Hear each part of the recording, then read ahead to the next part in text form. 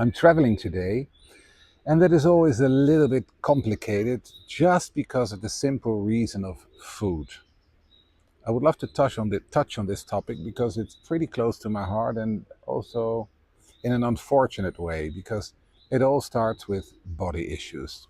I think a lot of people can relate to that, like too tall, too short, too big, too skinny, too not the right shape. What are we doing to ourselves, right? I myself used to be pretty skinny from puberty onward, and I felt insecure about it, very tall and lanky, almost spider like, and I thought it was not manly enough. Then, at around the age of 35, almost overnight, I would say, I gained a lot of weight. And since that day, I've been struggling with diets. I think I've had them all. And also all of the examinations, don't worry. But one thing is for sure, my metabolism is snail like. I also have to mention that I really, really, really love cooking and celebrating life around the table with the ones I love. I think I've always eaten moderately to very healthy. My father and siblings used to be pretty heavy and they didn't eat so well. So, very early on, I mostly cut out all the sugar, the snacks, fast food, beer. But here I am at 60, still trying to lose the kilos and pounds.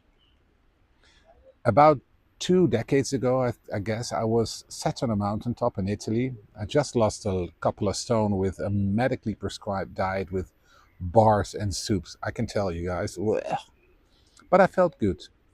I scratched my head in the early morning sun, and suddenly I had a whole bunch of hair, full of hair in my hand.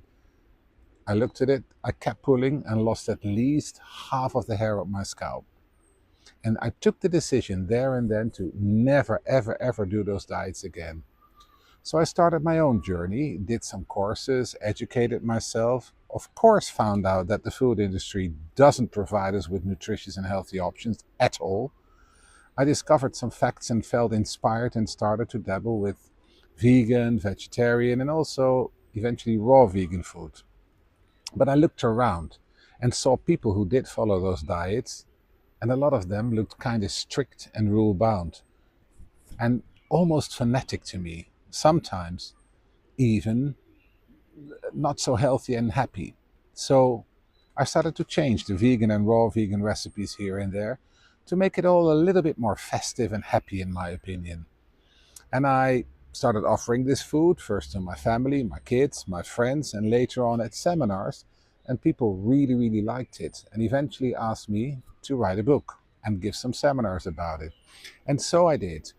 Not a totally strict raw vegan book, but mostly along those lines.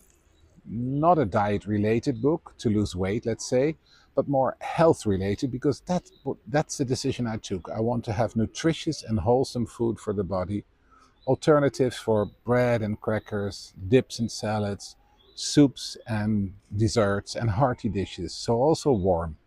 I call the book Good Food because I like it healthy, but also tasty.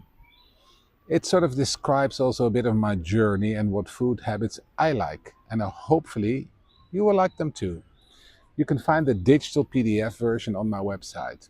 And I like to end this video saying Kaliorixie, bon appetit, bon appetite, eet smakelijk, negote, enjoy yourselves.